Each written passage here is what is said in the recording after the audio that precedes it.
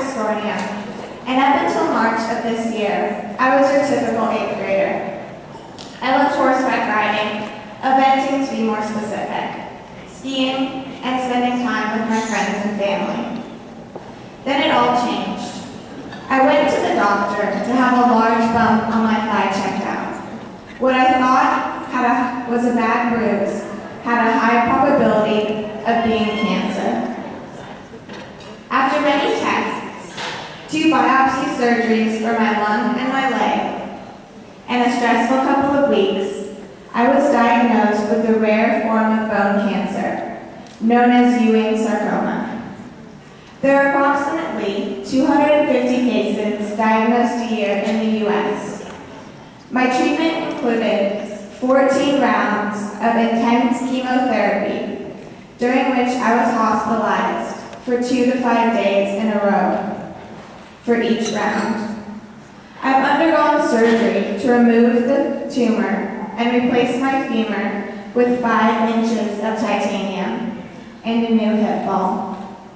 I can now call myself the Titanium Girl.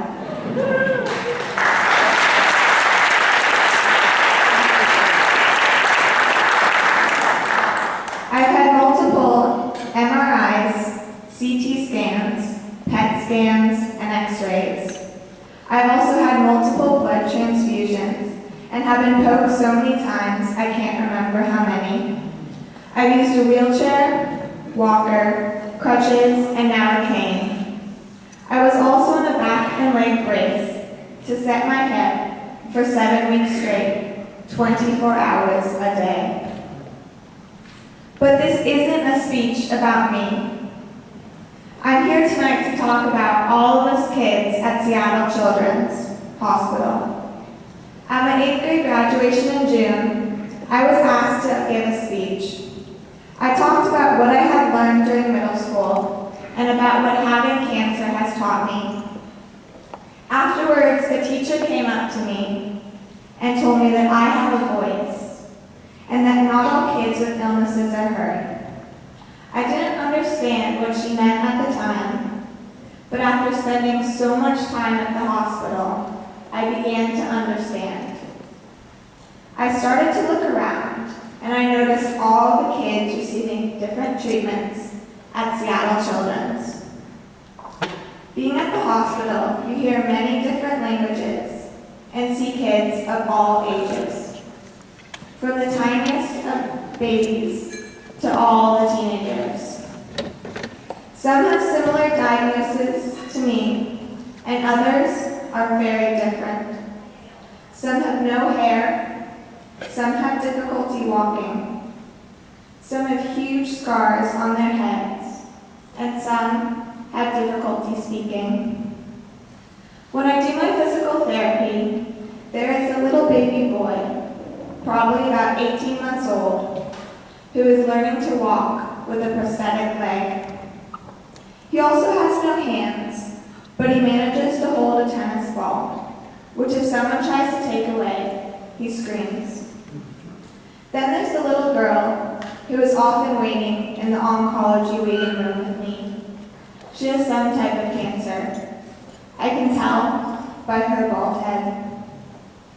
She likes it when my little sister comes along. They're about the same age, 6. My mom says it isn't right to just call us kids. We are really warriors. Our surgeries and treatments that we undergo are long, hard, and grueling. I don't know if we are warriors, but I do know we are strong. One of my favorite quotes is, "You don't know how strong you are till being strong is the only option." Some days we cry a lot. I've definitely done my fair share. But we battle our way through each and every day. I spent most of my time on the cancer floor. One of the children there had just received a bone marrow transplant during one of my earlier chemo states.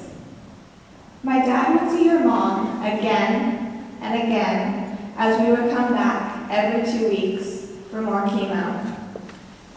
At our last chemo, that girl had been in the hospital for 112 days straight. We lost track of when she was finally discharged. Such amazing strength, a true warrior, but one that few people get to see. I guess the one thing we all at Seattle Children's have in common is we are unlucky and lucky at the same time. Unlucky that we all have diseases such as cancer, which we had no chance of preventing. Some of us were born with our diseases, and some of us have gotten sick along the way. Sometimes even the doctors can't tell us why we are so sick. We haven't had the chance to smoke too much or exercise too little. We're just kids. But we're lucky that we have Seattle Children's to give us hope for the future. My two primary doctors are Dr. Hawkins, who is the leading oncologist for sarcomas in the U.S., and Dr. Conrad, who is quite possibly the world's best orthopedic surgeon for removing bone tumors and rebuilding bones. Both of them are at Seattle Children's, not to mention the other amazing doctors and staff. I asked my parents to add up all my medical bills associated with my cancer so far. The total came to $900,000. And we haven't even received all the bills. This cost includes chemo drugs, operating rooms, hospital rooms, and much more. I'm lucky that my family has health insurance, but even with that, my family has paid thousands of dollars out of their own pocket. I'm lucky again because they were able to afford to pay. Unfortunately, there are so many kids at Seattle Children's that can't. Did you know that Seattle Children's is one of only a few children's hospitals in the country that will take someone regardless of their ability to pay? I believe that raising money for research is important. It's so important that I created my own fundraising site called Cat's Crew to support bone cancer research. But that is research for the future and doesn't solve the immediate problems of today. What every kid and teenager wants at Seattle Children's is a chance to live for the future, to just be a kid, to play and hang out with friends. And that's possible for so many of us at Seattle Children's with the current available treatments at the hospital. But treatments and surgeries are very expensive. I can't imagine having to miss just one of my chemo sessions because my family couldn't afford it, or having to choose what treatment I could or not have.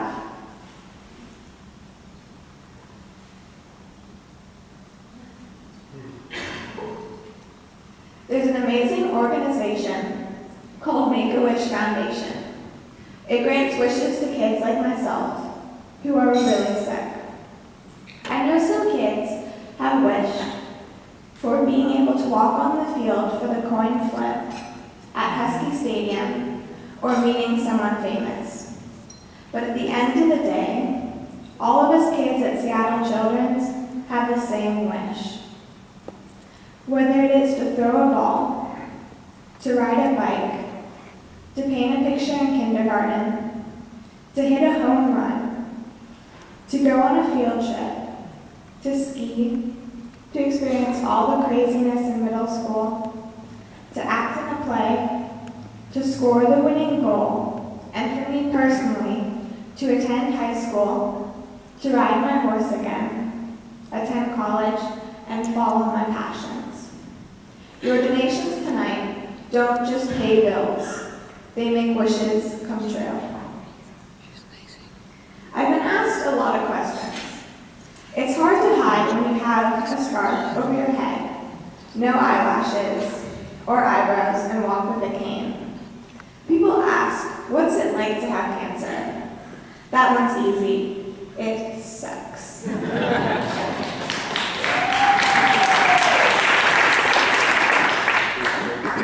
Then they asked me how this experience has influenced me.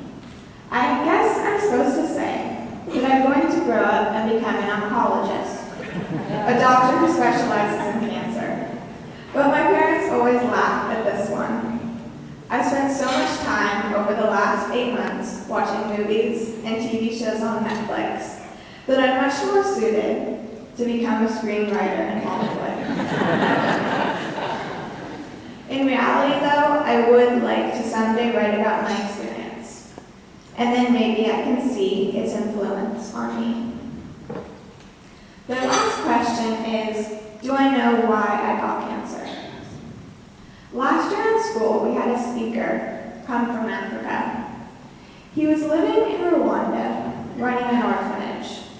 When the genocide in Rwanda occurred, the U.S. government told all U.S. citizens to vacate Rwanda. He sent his family home, but made his decision to stay and help the orphans, as well as hide villagers in his house. I was really moved that day. I decided that someday I would like to make a difference like him. Little did I know that that day would come so soon. I've spent a lot of time thinking about why cancer happened to me. I didn't do anything wrong to deserve it. Ultimately, the only answer that makes sense is so that I can make a difference for kids like me who are sick. Hopefully, someday, Seattle Children's will be a memory for me. A line from one of my favorite songs is "Every storm runs out of rain." I hope my storm is ending, but I'll never forget all the kids there. I've been at the hospital for too long to completely erase them from my memory, and I don't want to. It's important to me that these kids are heard, that they have a voice. Raising money so that every kid can get their best available treatment helps me know that my struggle is worthwhile and that I can make a difference in the world.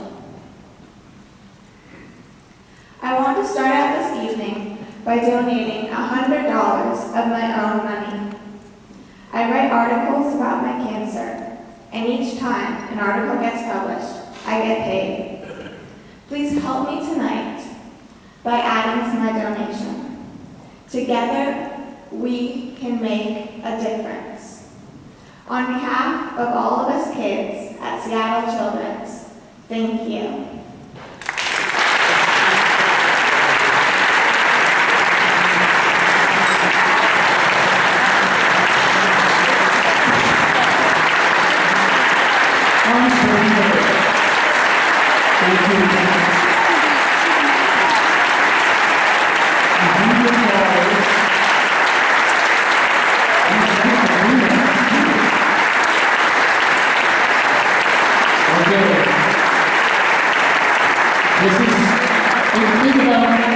Think about how much she gets paid.